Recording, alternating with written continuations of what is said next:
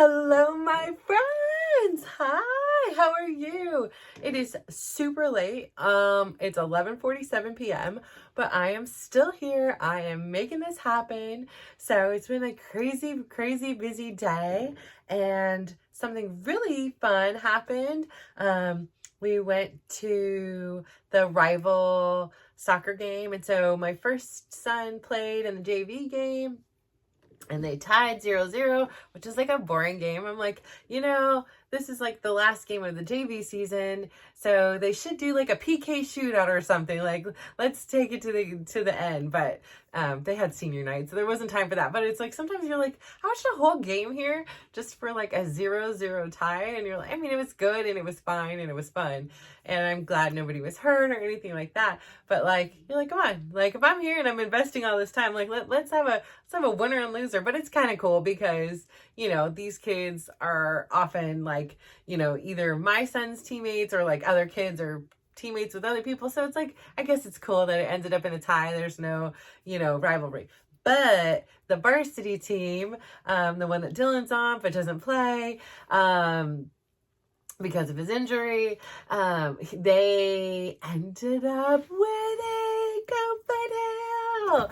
So that was pretty cool. But actually, more important than the like win was the night was an absolute win. So like it had been raining today, so I was like kind of sad and like worried that like it was gonna be raining during the senior night for the Amador players. And you would think like, who cares? Like, why do you care? It's not part of yours. Because like some of these kids I have known since they were 5 years old, and like they were little boys, and now they're like grown men that are towering over me. And it's so funny because they have the same personality on the field, like as when they were little. Like there's this one kid and he has always been scrappy. Like it may not be the prettiest way to get done, but he gets the job done, and he plays with the biggest heart out there. Like he gets this like burst of adrenaline energy, and he's just like a fierce competitor, and I just adore him. And then there's like two other players that Dylan had played with since they were so young, and they were like the most supportive. Like they called, I think one of the dads called them the core four, and it just stuck. And so like getting to see and witness their senior night was like a really special to me. Like I was just like, woo! Like I was so pumped to like be able to see that kind of transition for them, and that like celebration of all the years of practices and games and pasta feeds and tournaments, and to see it like end like that was pretty special. And like I could even get a little teary-eyed because these kids, it's like you don't realize, like sometimes when you're going through it, you're like, oh, I have a tournament this weekend, and you're tired and you've worked all week, and like you're off in 105-degree weather, and you have an 8 o'clock start time, and 3:30 p.m. start time, and you're in some weird city, and you end up like bonding over lunches, and on the sidelines like you find like laughter and support, and you hear these people's stories, and they become like a part of your family for a while. And like many of them I would see more than I saw my own like blood family. And some of them, like even in our times of like struggle, like have supported us more than like blood family has. And so it just was such a beautiful thing to be able to see the kids play, even though it wasn't my kid that was able to play, but to see him be able to go and have like the courage to go and support them. And I know it's like, okay, what is that? But like, I can only imagine having something I love taken from me in a way, and I shouldn't like label it like that, but like to lose something that like means so much to you, and then to just kind of be sidelined and stand there like patiently waiting while your body heals. And having all those uncertainty, right? Like in the ideal world, it just heals normal and it feels like a normal knee, but you know, it isn't normal. And so, you know, yeah, it's just, it's really like, it was just like kind of emotional. Just, especially at the end of the game, like after we won, the kids all, you know, ran on the field and did their stuff, but that's when, like Dylan and the core four, like gathered again, and it was just like so, like, sorry, like it was just so, like it just was like so beautiful. It was like one of those things where like you know, on one of those hot or rainy sidelines, like it was something we talked about, like, oh yeah, you know, like they used to say, come to this school, like don't go to Foothill, and keep the boys together. And obviously we didn't do that, but you know, it was just so like something like we had talked about, and then now it like came to fruition. And so to get that one last shot of them together in uniforms, and then like Dylan had borrowed one of the Foothill, the one leftover Foothill jersey. He had asked for his coach if he could wear it, and he never wanted to take a jersey, you know, from somebody else that could potentially play. But yeah, so just to get that photo of the four of them was just so, just, I don't know, it just really like hit me. Like, you know, there's a part like when you're going through it, it's exhausting.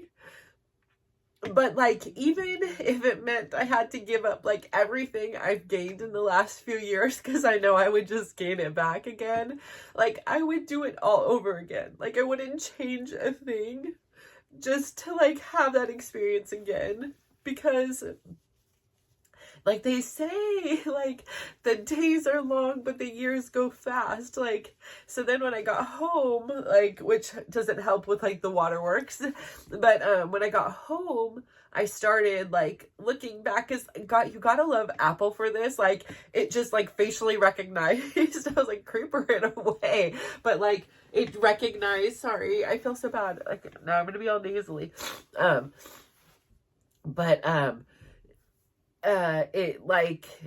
It recognized some of their faces, so it like pulled up like pictures of them in England together, and pictures of them winning tournaments together, and pictures of them just being goofy together, and pictures of them like from the back just watching another soccer game. And you know, to have this ending of an era, it just hits me.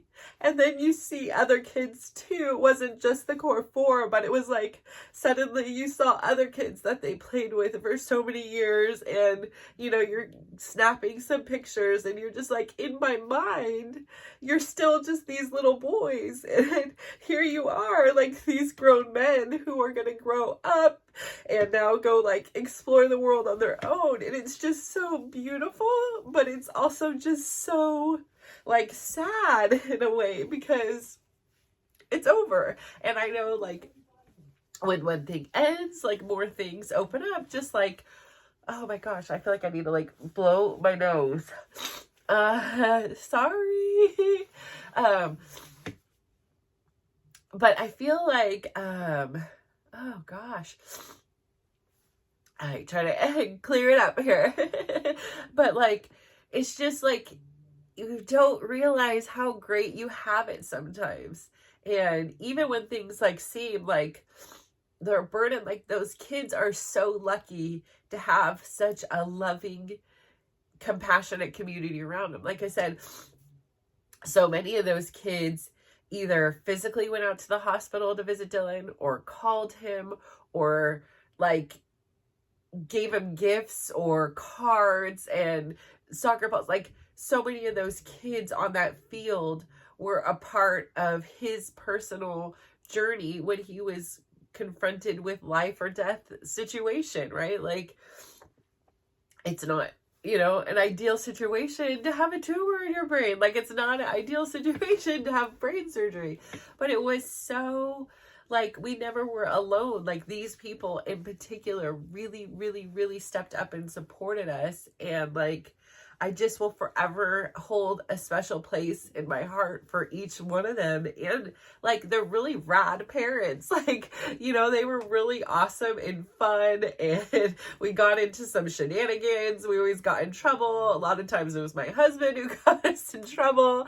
But, like, we just always, like, it was family. We always had one another's backs. And there was never, like, a moment that, like, if you couldn't go to a game because you had 4 kids in 4 different places, like, you could call one of them up and be like, can you pick up my kid? Can you help take him? And it was like without a question, without a hesitation. It was like, yeah, and the same went for us. Like, I would take some of them to practices or games or whatever. Like, we all were a community. And I think that's the beautiful part about sports beyond, there's the obvious, right? You're getting physical, health out of it. You're, committing to something, you're disciplining. Like, they're just, it has such a magical component to it. Like any kind of extracurricular your child does, or even yourself, like, like even within my dance community, like it has brought me so much joy and so much love, like, that I just didn't understand.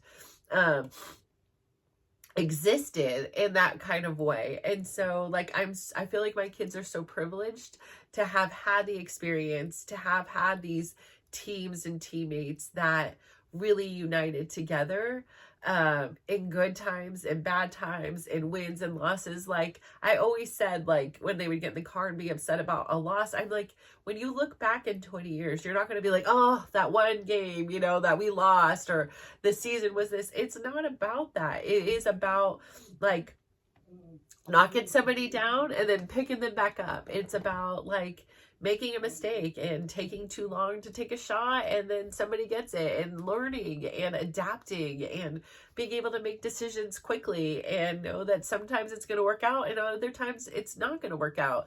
And just encouraging your teammates, like, so many beautiful things, like how to respect your coach, how to communicate with your coaches, like how to, be prepared for your game. Because I remember, like, early on, I'm like, listen, I'm not packing your bags. Like, this is your sport. You want to do it. You're responsible for getting your cleats, your shin guards, your uniforms. Like, this isn't my job. Like, my job is to get you there. My job is to pay for you to participate. But the rest is on you. Like, what you want out of this, that's on you. Oh my God, I really need to blow my nose. I feel like I need to pause to do that, but I'm just gonna keep going here. But yeah, so, like, it was just a very beautiful night, and, like, the rain had held out until literally we got in the car and it started, like, pouring. So I was like, you know what, that was just so awesome. And I just, I'm so grateful for that experience. And like I said, I've just had a really good day again, and I'm just so grateful that I have, like, this reflection on my life, and I'm at this phase. But like I said, I would go back in an instant and start all over. I won't change a thing, even though I would love to change a lot of stuff, but I wouldn't change a thing. And I know I would be back here where I was again, so I'd be, like, okay with it. But and like they do say, right, like, there's a closing of one chapter, there's an opening of another. And as my kids have grown up and come into their own, sometimes my kids are a little bit slower on this, but that's okay, because they are going to grow up. They are going to, like, go out there in the world. They're not going to stay with me forever. Or like I said, I'm leaving. But, like, it's just, parenting, it has its troubled days, but there are so many amazing days. And, like, as my kids have had, their own independence gain and their own lives, like, I have gained more of mine back. And I just love that part of it too. So, like, part of the reason why I got to 300 pounds, obviously I made some, unwise, like, it doesn't mean like I'm a mom, which equals I turned to 300 pounds. But no, the part of the reason was like, I just look, my personality is like, if I'm all in, I'm all in. And I was all in on my kids. Like, I probably from my own upbringing and not being raised by my mom, had something to do with it. I really need a blow my nose. I'm going to hold on, pause it. Okay, I'm back. Hopefully that'll be good now. So yeah. So like, I think that was why I was like all in, like, Girl Scout leader, volunteer in their classrooms, a team mom, whatever it was to like help, be a part of their experience, but like not like all up in it, but like a part back here where it was like I got to be a part. And then I also got to see how like they interacted, and then the way the kids interacted, like who they hung around with, and things like that. So I just think it was just such an immersive experience for me. And I had this vision of what I thought a mother should be, and this ideal, like if I would have had a mom, this is how they would have behaved to me. And there's no saying that my mom would or wouldn't have behaved this way. It was just this illusion, this fantasy I created in my mind. And I'm so perfectionistic in some ways, like, and I was so tough on myself that like there was no deviation of that. And most days I was okay with it. I mean, some days I was overwhelmed and stressed and anxious, and clearly there wasn't, all my time was filled caring for them and, doing all their things. Oh my gosh, like room mom. I mean, this, you name it. Like, I remember doing stuff for like preschools, and I'm just like, yeah, it was a lot, and so I didn't have to do all those things. Like, I could have said no, or I didn't have to raise my hand and volunteer because nobody else was like, so like, but I wouldn't take any of it back. I wouldn't take it back, even though it meant I didn't have a lot of self-care. Like, it really was worth it. And I think too, like when you have that many kids, it's like, here's these opportunities to show up for you in some way on a one-on-one basis. And like when they're young like that, it's hard to find one-on-one time. Like, I would love sneaking off. I'd be like, okay, let's sneak off, and like going and getting ice cream or frozen yogurt or going out to lunch. And it was just this like secretive, like almost like taboo thing that like we did on alone. And like, it just gave them this one-on-one eye contact attention, because you're at a table with 6 people who are Russian and Italian, and things get loud and boisterous, and like there's we're talking, so it's like sometimes I felt like it wasn't like I had a lot of this one-on-one attention, but like, even though I was volunteering for their class and not for them specifically, like it was like they knew mom showed up. They knew mom cared. And I'm sure they knew I did in other ways because I was the mom I was to them. But like for me, this was like, it was like confirmation of how much I cared. Like, getting there and, when they had practice right after school, like having their bags ready in the car and a snack ready in the car, and, like caring about how their day went. Like, those are all the things that I was able to do, and the way I was able to show up with my kids. And it did mean I sacrificed having a big house or a nicer car or more jewelry to get stolen or, a new phone. But I figured in life, all those things I could get eventually, but I can only get this time when my kids are young, this time when my kids are in my household for a finite amount of time. And sometimes it seems forever, right? Like, you're like, oh my, Calgon, take me away. These kids are fighting and arguing, and they're, I clean one mess and I turn around and 44 new messes have created themselves, and you're just like, like, I can't do this anymore. And then you get through that day and you did it, and then you did it again and you did it again, and you learned and you delegated and you assigned chores, and then you had to remind them to do the chores, and but overall, like, parenting is a cool experience. It's like little students, it's little people with their own little stories. My daughter was just working on an application for to go into a nursing program. And, like I said yesterday, it's just so fascinating to me to hear, like, you live a story, right? This goes back to like the whole filter thing. So it's like you live a situation, and so do the people in your house, right? So you all maybe go on a trip together, or, like you have a same life that like interweaves in and out, like, yeah, she goes off and does her things, but they come back, and what happens to her siblings or her parents, it has an effect on you. And so it's like I sometimes, and I'm assuming you do, sometimes like I forget that, like, all the stuff that they've been through, and I don't like ask enough how like it impacted them, because it's like I know how it impacted me, and we've talked about it, and obviously with my daughter it's a little bit easier. The boys are a little more, they're not huge talkers, but they will talk. But like, and most of it's like, it's just not that deep to us, Mom, like, it's just, I mean, so that's what I'm saying. It's like, we will talk, but it's like, or if it is that deep, they'll go with it. And, I just think that, it's fascinating to hear how they process these events. And what is so unique about it is like their age. Like, when you're this young, finding out your brother had heart surgery, witnessing your brother have a brain tumor and seizures, like witnessing your brother go into anaphylaxis.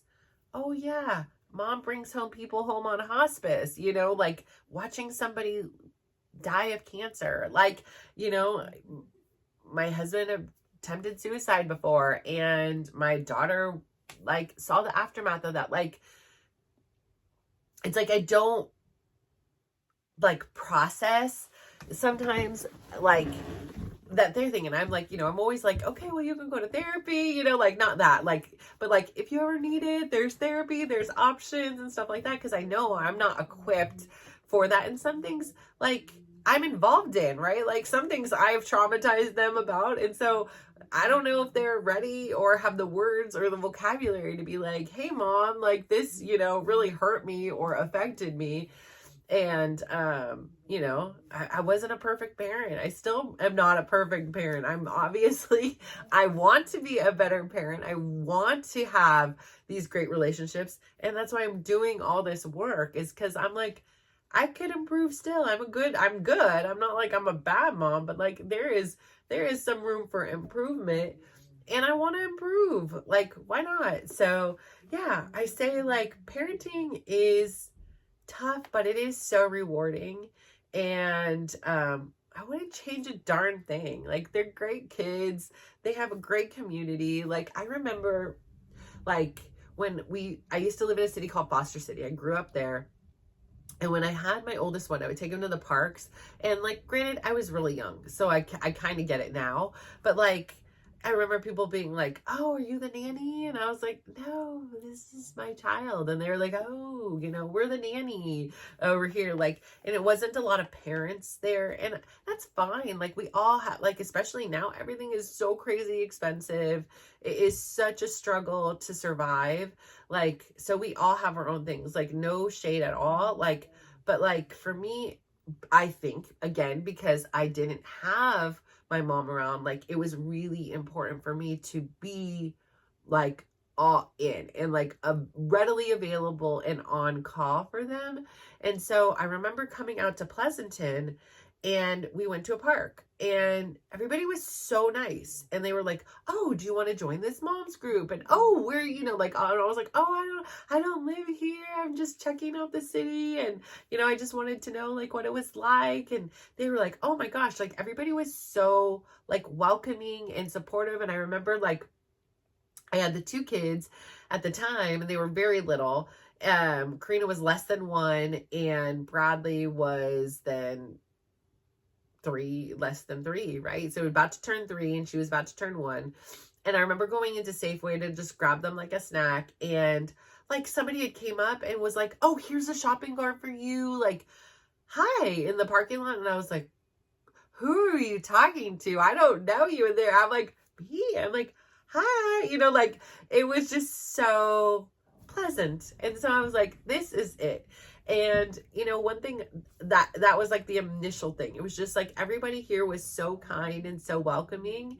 And I could say like over the years, the demographics of the city has changed, the population has changed, some other things have changed within the city. But I can tell you this, like, no matter what, like the kindness that's showed by the people of this community, like has never ever failed me. And on that field, seeing all those parents that like you have now known for like 13 plus years at minimum, and seeing previous coaches and just seeing the smiles even after the loss or the win. Like it wasn't about that. Like all the kids taking pictures with their respective teammates from their, club teams.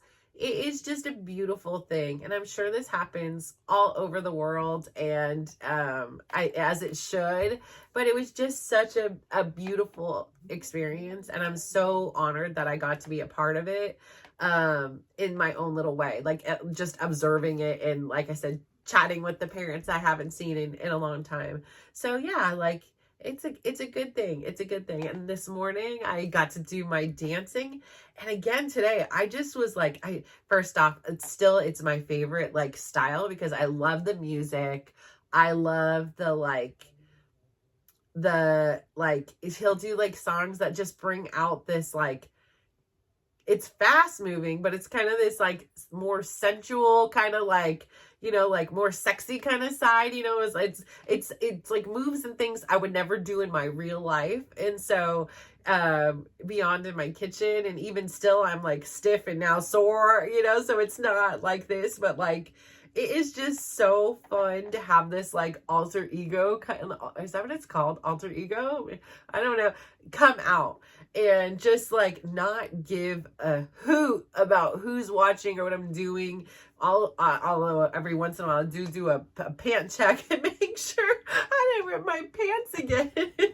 Like, but other than that, I literally don't give a hoot about anything, and I don't care at all. It's just a good time. Like, I don't know if I'm doing good, but I could tell you I am having the most fun in that room beyond maybe the teacher. Like maybe I'm having more fun than him. He's probably so sick of these songs because he does them all the time. But it is just a great experience. I just love it. So like getting to start my day on Thursday, I love that. And it's Thursday mornings always has like hype energy. It's just like, all right, it's time to go.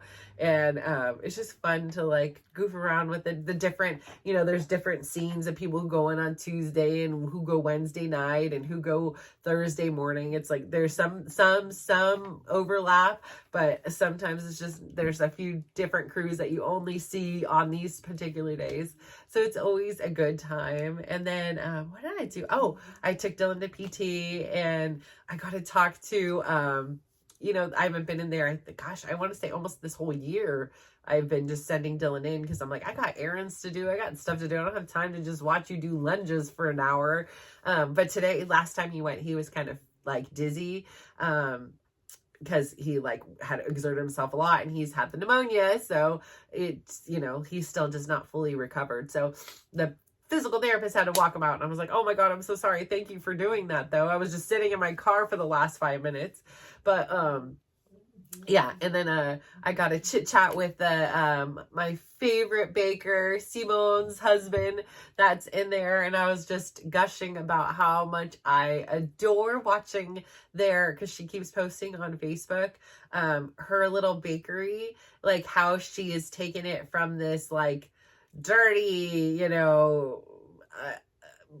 empty slate of a place and created her own space, like her own dream. And you gotta love that. Like, isn't watching somebody live their dream just so awesome? Like, I don't watch a lot of TV, but I do love like a documentary on like an athlete or somebody, like someone who is just living their dream, like someone who is like, who said it, who like dreamed it, who set it as a goal, who created a plan, who acted on the plan, and like they're living their dream. Like, how rad are you? Like, how cool is that? Like, I can't. It gets me so excited for them. Like, it is just, it's inspirational, it's motivational, and there's like this like sense of like, not like pride, because I'm not like that, but it's like almost like I'm like, I'm so proud of you. I don't even know you, or I know you because I've watched you play football or baseball or soccer or whatever it may be, but like just hearing the story of what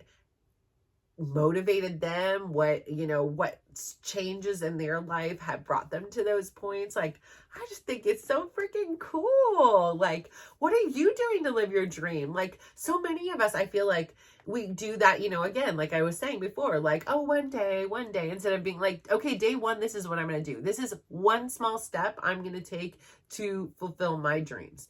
And I just feel like it's like we continue to defer it and defer it and defer it.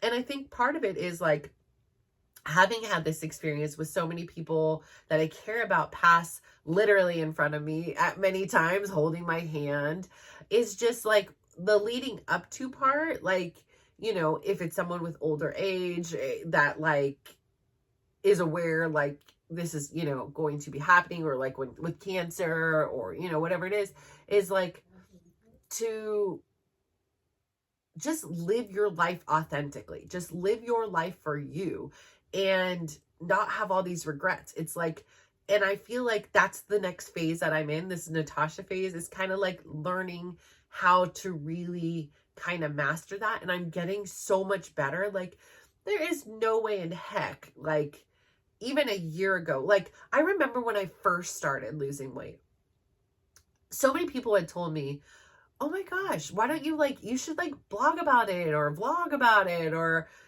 do something. Like, people would watch, and I was so ashamed of who I was. I was ashamed of how much I weighed. I was ashamed of the way I looked.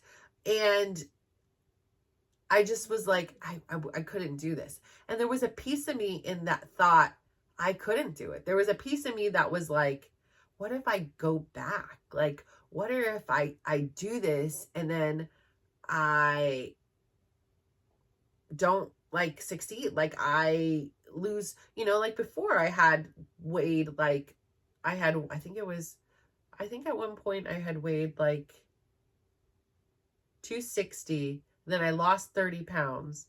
And that was when I did that 1,200 calorie diet. Please, anybody who could do that, kudos to you.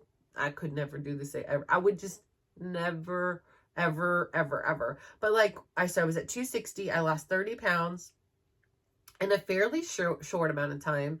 Not like too quick, but like within a couple months. I want to say maybe 3 months, I think it was.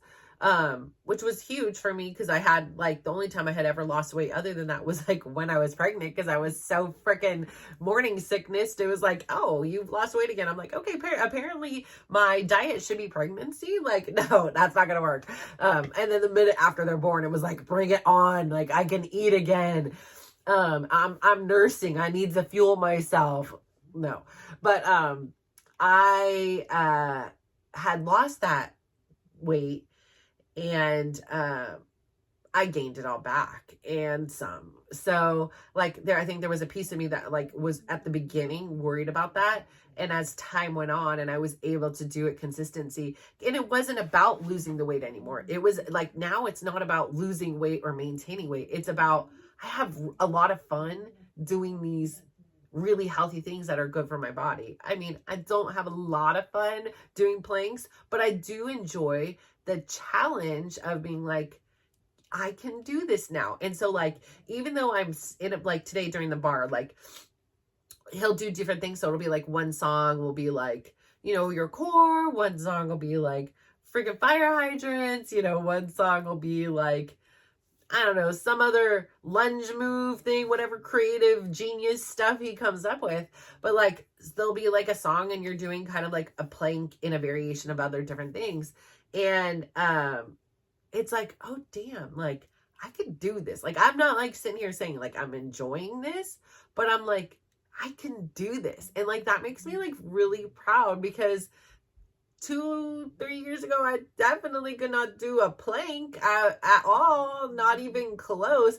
And like, I remember even, like we'll do burpees every once in a while, and I could do those. Like, and I remember watching my boys do burpees over COVID, and they were doing like this, I think it's called like P90X or something like that. So they were doing this, videos on thing, and the boys would all line up and they were doing them, because it was like one of their coaches had like said like this was like a homework assignment for them. And so I was like, well, if one of you guys are doing it, you guys should all be doing it. So they all would do it, and I would sit back on the couch and just sit back and watch a show. I was not, at this point, I wasn't even trying to do anything with my own personal thing. And let me tell you, I was an armchair coach over there. I was like, your form, all these things. And they were like, let me see you doing it. I said, oh no, I could never, ever, ever do a burpee. I am exhausted right now just watching you guys do whatever you're doing. I cannot. I am power to you guys. Like I'll be quiet, because I'm like, it's actually very entertaining to watch.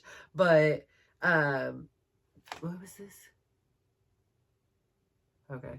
I got a text, but, yeah, it was just so like, it was just so out of like my comfort zone. And so, yeah, like power to them, but I could do those now. I could do a burpee. It's not like I enjoy it, but I could do it. And there's some kind of pride in that. So like, yeah, my goal right now is nothing to do with like losing or maintaining. It's just going out there and having a good time in the new body I have. Like, I love it. And so that's pretty cool. And like, even today, like talk about like willpower, like the boys were talking, Dylan and Brad, we were having lunch together, and, Tyler still, he has like such a bad new cough that I was like, I am not, no, you need to go eat upstairs. Like, you can scoop what you want, but you got to go back up. Like, he had a mask on and stuff. Cause I was like, I am healthy and I want to stay healthy. But, and then the boys were talking about like how much they weighed or something like that. And so they both like went on weigh themselves. They're like, well, how much do you weigh? I'm like, I don't know. I don't want to know. They're like, come on, go. Or, well, one of them was saying, come on, Brad was, come on, go weigh yourself. And I was like, I was like, it is not good for my mental health. I'm like, right now, I don't know, don't care, don't need to know. There is no reason to know what I weigh. So but I, there was a part of me that was curious, and I was like, don't do it, don't do it, don't do it, don't do it. And I didn't do it. So I'm glad I made that choice, to say, I'm like, it's been well over a year and a half, I think now, that I've been on a scale, and I do not miss it. I do not want any of the psychological ramifications that brings along, like, standing on a scale. Like, what do I need to know for? I don't need to know. I just simply don't need to know. So, it doesn't matter at all. Like, it does not change how I look. It does not change how I feel, except for maybe it'll make me feel bad, or maybe it'll give me a dopamine hit and be like, hell yeah. But it doesn't matter anymore. My health and the fact that I could do the things I could do, that's what matters. So yeah. So hopefully my boys will finally start getting better. Like, it is driving me insane to hear like the coughing going on in there. And I'm like, and I actually did walk in once, and I was like, I swear, like, one brother had coughed on I'm like, why are you guys doing this in here? Like, what is going on? And they were like, he just coughed on me. I'm like, you guys are 18 and almost 16. You know better. Why are we coughing on each other? Like, so I was like, now I'm like thinking, like, have they been doing this the whole time to like get out of school? Like, this is a ridiculous way to do that. So my son was just texting me saying that now his chest hurts. because he's in there coughing because he was given medicine 2 days ago and hasn't started taking it. So it's like, how proactive are we? I got you the medicine. I got you the doctor's appointment to get you the medicine. I took you to the doctor's appointment. Am I supposed to still put the medicine in your mouth and tell you to take it? I already told you to take it. So I'm like, there comes a point where it's like, you have to learn then. Like, what more can I do? If you were supposed to take your medicine, you should be taking your medicine. Like, if you want to feel better, take the medicine. There's actually no guarantee that you take this medicine, you're going to feel better. But if you're being prescribed it, there's a chance you have the opportunity to, like, why did you not take it for the last 2 days? So again, I'm like, namaste vibes. I'm not going to worry about it. Like, sometimes you make a choice and you don't take your medicine, and as a result, your chest may hurt, and I will go in there and figure out what's going on. But yeah, I will be happy when the coughs are all gone. I'm so excited to get stuff done this weekend. So that's another one of those get things done weekend for me. The following weekend is a big weekend. It's Super Bowl, okay? And it's Tyler's birthday on the Super Bowl. And the freaking Niners are in the Super Bowl on his birthday. So that's pretty awesome, right? So he says it's either going to be a really great day, which I say just end there, or a really bad birthday. And I was like, no, don't say that. Because, like, you know, they're just such huge Niner fans here. Like, this house will, yeah. I've experienced it twice before. The second time wasn't as bad. The first time was, like I said, it was depression around here. I was like, listen, come on now. But yeah, so but I'm super excited for this weekend. What do you guys have planned for your weekend? Anything good? Like, anything fun? Or are you guys just getting things done? Like, I feel like I just need to keep doing this cleansing and purging and planning. So like I have a cleaner slate. Like, I feel like I'm carrying around all these other burdens, and like, as I start getting things cleaned out and organized, like, the more clear things are for me, and I can thrive in that environment. It's like, okay, I have my lists, my things get done off the list. It's like, when it's just so chaotic, I can't seem to like properly function. So I hope, like, I'm hoping that I get in there a little bit of rest too. Like I was saying, like, I hope that I get the opportunity, like, if I get enough done between tomorrow and Saturday, to get the opportunity to like have a day where I get my exercise done in the morning and then kind of like veg out. Like, I maybe like binge watch a show or something. Like, I kind of feel like my body is like, would really appreciate, like, just kind of like I'm not working, and I always want to work, and I always want to like do things. Like, I want to fill every minute of the day with like doing something, even if sometimes that means like I'm taking a rest because I'm listening to my body or I'm meditating. But it's like, I want to fill it with so many different things and so many things I want to experience. I'm right now feeling like because I have all these things I want to do, it's hard to like get everything done. And so like, I just really like, I feel like if I clear off some of the stuff that's taking time that I don't want it to, then I'll have more time to do the things I want. So that's where I'm at right now. But it is super late.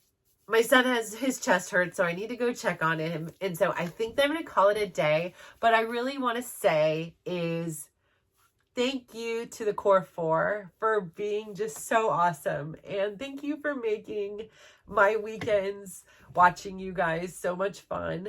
And thank you to the parents for raising phenomenal young men who are supportive, competitive, fun, and just overall awesome human beings. And so I hope that if you're a parent, that your children get to have these great experiences with their teammates.